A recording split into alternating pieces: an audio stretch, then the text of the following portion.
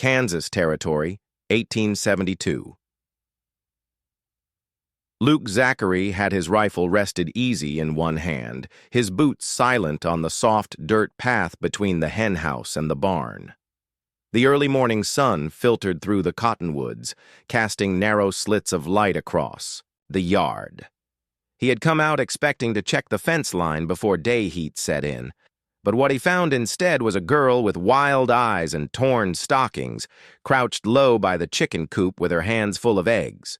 He leveled his voice, calm but firm. "You planning to bake a pie or just starving?" She froze. Her shoulders twitched like she was about to bolt, but she did not run. Slowly she stood up, her hands still cupped around the stolen eggs. Her skirt was muddy at the hem, the leather of her boots cracked down the seams. She looked about, 19 or 20, but her face carried more years than that. Her hair was dark and tangled, pinned back in a way that had long since given up. "I ain't here to rob you," she said, voice dry, quiet. Luke tilted his head. "Well, you are holding my eggs." The girl glanced down, then back up, her chin lifted. "I was going to leave a rabbit. I have one in my bag." Luke nodded toward the satchel slung. "Over her shoulder. You got kids." Her jaw tightened. 2. A boy and girl. Left back in a lean-to about a mile west. Luke let the silence stretch, eyes scanning her face. She waited still as a fence post, but he could see the tremble in her hands. Now, she was not a thief by trade, just a mother trying to survive. "You got a name?" he asked. "Recarver." "Well, Recarver," he said, setting his rifle against the chicken coop. "You want to work or wear white?" She blinked, confused. "What?"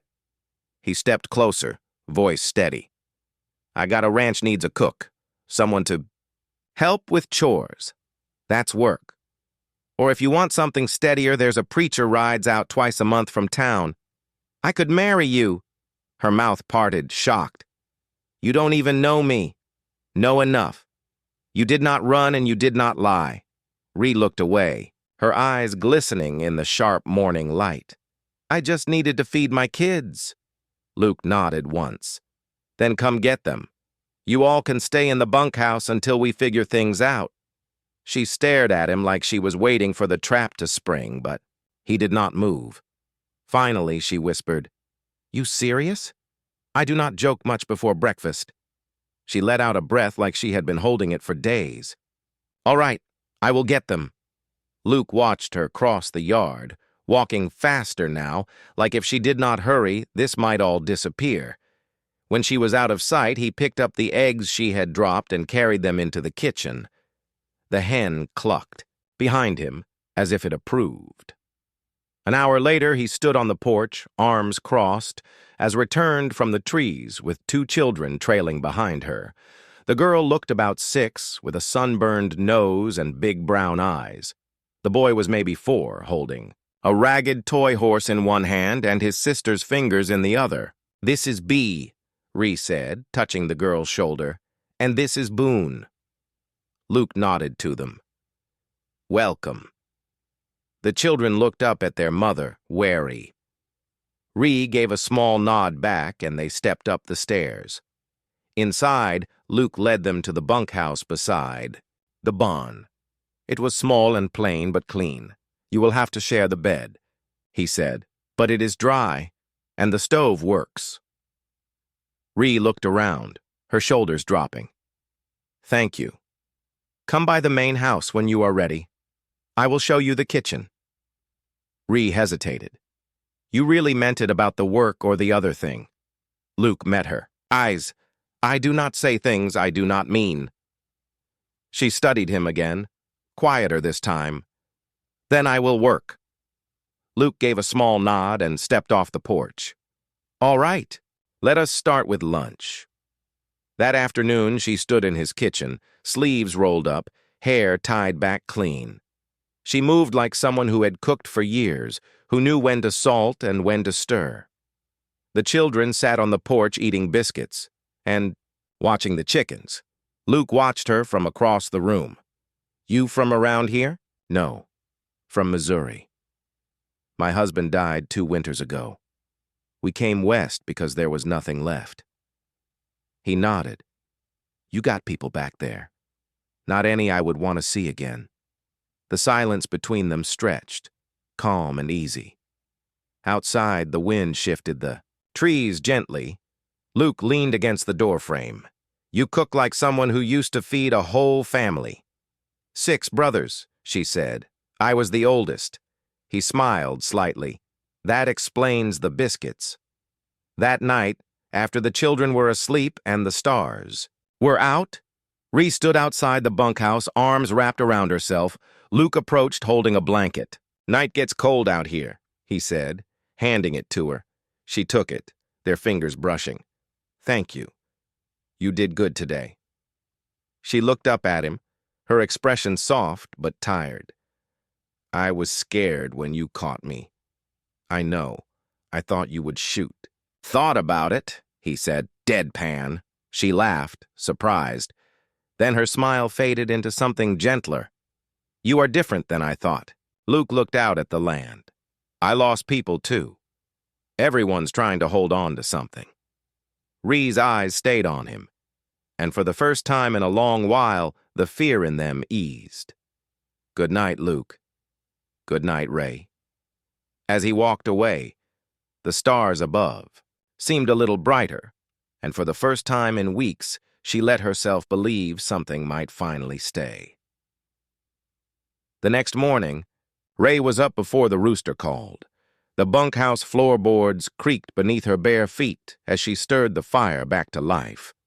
Boone slept curled against Bee, his little hand pressed to her ribs like he was still guarding her in his dreams.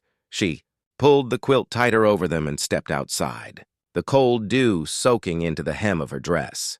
She crossed the yard with steady steps, hair braided back in a tighter plait than yesterday, apron folded beneath her arm. The sun hadn't cleared the ridge yet, but the light had a blue cast, and the hush that settled over the land made her breath catch. It had been years since she'd felt the land speak quiet like that. Luke was already in the barn, brushing down the gray geeling with long, even strokes. He didn't turn when she approached, but his voice carried. There's coffee on the stove. You can start with the cornmeal. I can sew, too, she said, voice calm. He paused, looked over his shoulder. You offering for the kitchen or something else? For what needs doing? She said. Her eyes didn't flinch from his. He gave a slow nod and turned back to the horse. There's a tier in the work shirts, second peg in the storeroom. By the time the sun had climbed above the ridge, Ray had 2 loaves rising on the back of the stove. The children fed and dressed, and a pile of mended linens folded neat beside the wood bin. Her body moved through the work like it remembered its rhythm. The motion steadied her, quieted the noise in her ribs. Bee followed her with a quiet diligence, setting spoons and wiping the table, her thin arms working harder than they should have needed to. Boone played in the dirt with small stones humming under his breath. Luke worked the east fence line until midday, then came in with dust on his collar and a limp in his left stride. Horse step wrong? Ree asked as he washed up at the basin. Rusty post gave out. Nothing broken. She handed him a plate, warm cornbread and beans, and sat across from him without invitation. The children were napping in the shade near the porch, Boone using Bee's skirt as a pillow. Luke chewed, swallowed, then said, You've been around livestock before some. My father raised mules mostly for hauling. Think you can drive a team? She met his eyes. I can learn it fast. He nodded. I'll need to haul lumber from town come Friday, retrace the grain in the tabletop. You ever been married before? He didn't answer right away. No. Thought about it once, but she left for Colorado before I could ask. Why didn't you go after her? She wanted city streets. I got dirt in my boots. Let that settle. My husband was a carpenter. Quiet man. Died slow. Luke didn't press. He let her speak into the quiet if she wanted or not. She looked up. He was kind, but not built for this. After he passed, we tried to stay with some cousins near Westport. They weren't cruel, just full up. I figured West was better than starving where folks could see you. Luke nodded once. You're strong. I'm still here, she said. That's all. They ate in silence after that, but it wasn't a hollow one. Luke's gaze lingered on her hands, scarred, capable, steady. Her eyes were sharp, not just with survival, but with something deeper. She didn't ask for comfort. She built her own. When the sun dipped low enough to turn the hills gold, Luke saddled the geeling and led it toward the creek. Rye was chopping carrots by the stove, but she looked up as he passed. I'll check the line traps. Back before dark. You want me to keep supper warm? He paused, adjusted the strap on the saddlebag. You could come with me? She blinked. And the children, they'll be safe here. I left my dog with them. She hesitated only a moment. The knife clicked against the wood once more. Then she wiped her hands and followed him out. They rode in silence at first. The mare Luke saddled for her steady-footed and patient. The trail dipped into a hollow where the air grew cooler and the scent of wet stone rose from the creep. You always this quiet? She asked when the only sound was hooves and the wind through dry grass. Not much to say when a man lives alone. You still do. He looked at her. Not anymore. Her fingers tightened on the reins, but she didn't look away. They reached the traps just before dusk. Luke knelt by the snare, lifting a fat rabbit free, then reset the wire with quick, practiced motions. You ever think about leaving all this behind? Ray asked, crouching beside him. Sometimes. But I built this land with my own hands. It's not much, but it's mine. She studied him, the way his mouth pulled tight when the wind shifted. There was a steadiness in him, a kind of weight that made her feel less like she was drifting. I don't want charity, she said. Then don't take it. Take a place. He stood, offered her the rabbit. She took it without a word. They rode back under a pink stray, the prairie wide and open around them. As they neared the house, the windows glowed with lamplight. Inside, Bee had set the table without being told. Boone was curled beneath the quilt, thumb in his mouth. The dog lay near the hearth, tail thumping. Once, Ree looked at Luke, her voice low. You meant what you said about marrying? I do. She nodded, slow and sure. Not yet, but I'm thinking on it. Luke tipped his hat and stepped back toward the door. Take all the time you need. I'll still be here. And for the first time in longer than she could say, that felt like a promise that might hold. By the end of the week, the wind shifted. It hadn't turned cold yet, but the smell of dry leaves and smoke drifted through the cottonwoods, warning of what was ahead. Ray stood outside the barn, watching. Luke hitched the bugboard for the trip into town. The morning light glinted off the rivets on the harness, and the horses flicked their tails against the last of the summer flies. Bee said she can watch Boone, Ray said, adjusting her shawl. She's careful. Luke tightened the trace and looked up. You trust her with him. She knows what to do if he coughs too hard. I left her a kettle and the ash bucket full. He gave a short nod. All right, you ride up front. She climbed into the seat as he climbed up beside her, and they set off without another word. The road to town was long and rutted, the kind that wore through wagon wheels if you weren't careful. The prairie stretched, wide on either side, golden and quiet. A hawk circled above, its shadow flickering across the horses' backs. Luke leaned forward and squinted toward the horizon. Barrels cracked on the rain catch. Need to see if Cooper's got another one. I can trade for cloth. Ree said Boone's coat's too short in the sleeves. He glanced at her hands folded in her lap. You sew with wool, my mother did. I watched enough. They rode another mile without speaking, the sun warming their shoulders. The town didn't rise suddenly, just crept into view, worn and spare, with half the buildings leaning into the wind. The general store's porch slanted to one side, and the bell above the blacksmith's door had lost its ring. Luke pulled up beside the mercantile and tied off the res. You want to come in or wait? I'll come. I need to see the cloth with my own eyes. He held the door and she stepped inside. The smell of kerosene and soap thick in the air. Shelves were lined with jars, spools, sacks of flour. A boy behind the counter gave a quiet nod. Afternoon, Mr. Zachary, Ma in the back. Luke tipped his hat and crossed to the back wall. Ree ran her fingertips across the bolts of fabric, pausing at a faded blue that reminded her of a sky before storms. She held it up.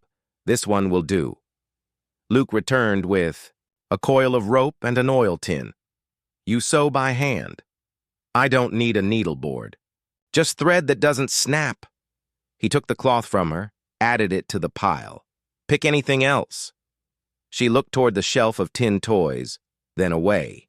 No. He followed her gaze. Boone's got that wooden horse. He doesn't want a tin one. He's got enough. Luke didn't press. At the counter, he paid in coin and flour credits. Outside, he handed her the cloth. You don't ask for much. I've learned not to, she said, folding it neatly. He stepped closer, voice low. You don't have to keep living like you're waiting for the floor to fall through. She looked at him then, steady. You can't build on air. I'm not asking you to, he said. But I won't vanish. She held his gaze, heart-thudding once, hard on the ride, back. Clouds gathered low over the hills. The horses picked up their pace, sensing weather. R tucked the cloth beneath her coat. Luke drove with one hand, the other resting near his thigh. When they reached the homestead, Bee was on the porch, with Boone in her lap, both dry and safe. That night, Ree lit a lantern in the bunkhouse and cut the cloth by firelight. She worked in silence, her stitches even.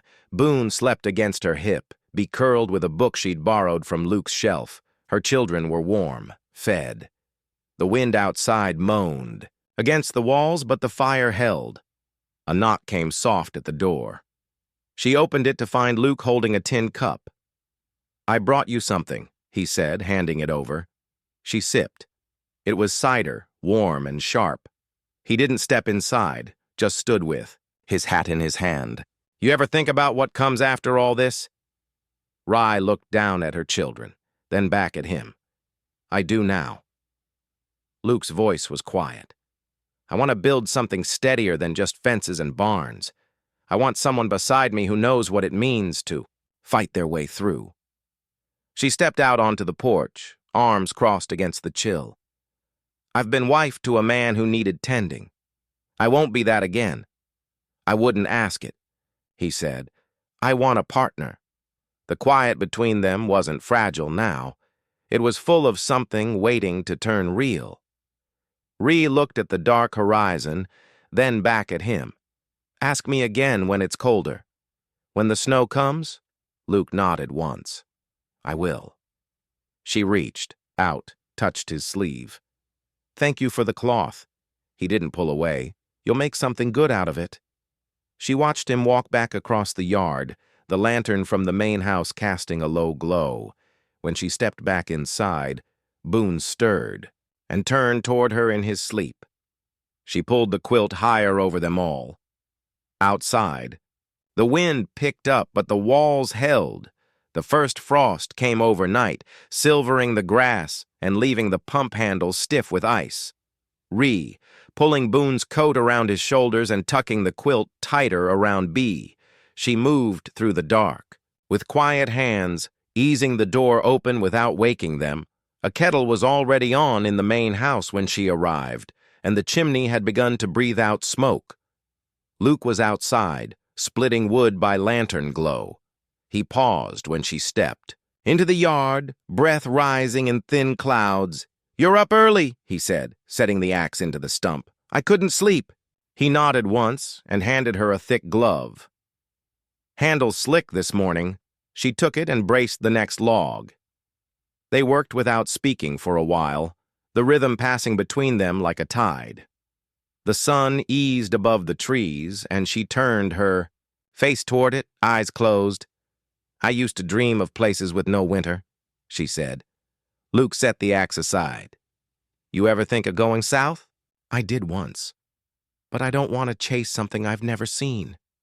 He studied her, the morning light catching the edge of her jaw. You've got a way of saying things like they're nailed down. I've had enough looseness in my life, she said, brushing wood chips off her skirt. They brought the split logs to the house together, loading the bin beside the stove. She stirred the fire while he washed his hands, and they fell into a kind of morning ease that didn't need names. After breakfast, Luke pulled on his coat. I'll be down by the lower pasture. Cattle scattered after that wind last night. She nodded, wiping her hands on a cloth. I'll walk the creek edge, get the last of the herbs before the ground locks. He paused at the door. Take the rifle. Snows bring coyotes hungry enough to try anything? Will. She left Boone and Bee with a neighbor's wife a quarter-mile east, offering a jar of plum preserves in exchange. The woman nodded, took the children without question. Folks had learned not to ask too much about Ray. By late morning, she was knee-deep in cadales and frost-bitten thistle. Her fingers stung, but she moved steady, her satchel filling with dried stems and roots. The sky above was wide and brittle, like it might crack if the wind blew too hard. She didn't hear the horse until it was close. She turned, hand on the rifle, but it was Luke Raines in one hand, his eyes sharper than usual. Found a calf caught in the fence, he said. I frayed it, but the wire's a mess. She stood brushing frost from her skirt. I can help mend it. He dismounted. You know, fence wire. I know how to hold it steady while someone else twists. They worked their way to the slope where the calf had run, its tracks still, fresh in the brittle grass. The wire had snapped off the post and curled like a snake. Luke anchored it while Ray held the slack. Her hands bled in two places from the barbs, but she didn't flinch. I wouldn't have expected this from the girl I found stealing eggs, he said after a long silence. I wouldn't have expected a man to offer a choice, she said, eyes on the wire. He twisted the last loop and stepped back. I meant it that day. Still do. She turned toward him, wind tugging loose a strand of her hair. I know. That's why I'm still here. They walked back slowly, the horses trailing behind them. The sun dipped low, washing the hills in amber. When they reached the yard, Ree paused by the porch. I've been thinking, she said. Luke waited, still holding the reins. You asked me if I wanted to work or wear white, she said, voice steady. I chose work because it was what I knew, but that doesn't mean I never thought about the other. He stepped closer. You thinking about it now? She nodded. If it's still on offer. He looked at her in that long, unreadable way of his. I've got no ring, no proper ceremony planned. I don't need either, she said. I just need a place that won't slip from under me. He reached into his coat pocket and pulled out a leather cord worn from use. My mother braided this for my father before she died. He gave it to me when I left home. She took it, fingers brushing his. It's enough. Luke wrapped it around her wrist twice, tied it with care. Then you're mine. If you want it, I do. The last of the sun caught her face, and for the first time since Missouri, she let herself smile without fear of what came after. Inside, Boone and Bee were already asleep, curled together by the hearth. She covered them gently, then stepped. Back into the doorway, Luke was still outside looking toward the ridge. She slipped her hand into his. I'll take your name tomorrow, she said. But tonight, just let me stand beside you. He didn't speak. He just turned his palm and held on. The preacher rode out from town the morning after the first snow. He came slow on a chestnut geeling wrapped in a thick coat with the collar turned up and a small Bible tucked under one arm. Luke met him at the gate, boots crunching through the crusted frost, and led him toward the house where redded by the hearth with her hands drying from the wash basin. There was no gathering, no lace curtain or silver ring. Just the children clean and bundled, the fire burning steady, and the scent of boiled apples coming off the stove. Bee stood beside the table, clutching a sprig of wintergreen Ray had tucked into her braid while Boone clung to Luke's pant leg, eyes wide and curious. Ree didn't wear white. She wore her mother's dress, a faded sage green with mended seams, and she stood tall through the short ceremony, her fingers steady in Luke's callous grip. When the preacher asked if she took him freely, she nodded once and said, "Yes," clear and sure. Luke answered with the same quiet strength, no hesitation in his voice. When the preacher left, he accepted a sack of flour and a jar of honey for his trouble, tipping his hat as he turned back down the road. The wind had picked up, and the sky was thick with the promise of more snow before dusk. Inside, Luke stirred the fire while Bee helped reladle stew into bowls. Boone sat cross-legged on the floor, rocking the wooden horse back and forth across the plank boards. The house was warm, not just from the stove, but from something settled, something real. After supper, Luke led her outside, a lantern in one hand, the other wrapped around hers. The stars were sharp and close overhead, and the air smelled of pine smoke and cold iron. "I built this place hoping someone might want to stay," he said, voice low. "Most days I didn't think anyone would." Rye looked out across the fields, the fence lines white-edged and the barn roof silver with frost. "I never thought I'd want to stay. Again." He turned to her, eyes searching hers in the dark. "But you do." She nodded. "I do."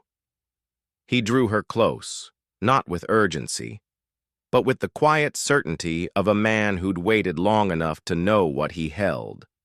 Her head rested just beneath his chin, and the lantern light flickered across the porch rail. That night. They shared the bed in the main house. The children slept in the bunkhouse with the dog curled between them, a blanket pinned tight at the corners. Ree's hair was unpinned, her hands soft with salve. Luke lay beside her quiet, his hand finding hers beneath the quilt. "I thought I'd forgotten how to be close to someone," she said. "You didn't forget," he said. "You just never had someone who stayed." She turned toward him, her breath warm against his neck. "You're staying." "I already did." They didn't speak again that night. They didn't need to. The wind howled against the eaves, but inside the walls, it was still. By spring, the land had softened and the creek ran full again. The children had grown into the rhythm of the place, Bee helping in the garden rows, Boone trailing after Luke in the barn. Ree had planted herbs beside the porch, her hands always busy, her voice lighter than it had been in years. When Luke built the new chicken coop, Bee painted a crooked flower on the side. Ree laughed for the first time without flinching. Boone named the new calf after the preacher's horse, and Luke didn't correct him when he tied a ribbon around its neck. They didn't speak of the past much. It had its place, sealed beneath the frost and the miles. What mattered now was the soil beneath their boots, the roof that held, the love that came not in grand words but in steady hands, and the way Luke always waited for Ray to sit before serving himself. One evening, as the sun dipped behind the hills and the sky turned the color of sweet tea, Rye leaned against the doorframe, watching Luke mend the gate hinge. She felt the warmth of the house behind her, heard Boone laughing somewhere near the well, and smelled bread cooling on the windowsill. "Luke!" she called, her voice easy now. He looked up, wiping his hands on a cloth. She crossed the yard barefoot, her skirt brushing the grass. When she reached him, she wrapped her arms around his waist and rested her head against his chest. "Thank you," she whispered. He held her close, his chin resting on her hair. "For what? For teaching me that staying can be safe." He kissed her temple, slow and sure. "You taught me that too." Years later, Folks in town would speak of the Zacharys as quiet, folk who kept to their land, but whose doors were always open to a soul in need. No one ever went hungry at their table. No child ever wandered past the fence without being walked home. And every time the snow came thick and white and silent, Ray would look out across the fields, her hand wrapped in Luke's, and know they had not just survived, they had built a life together.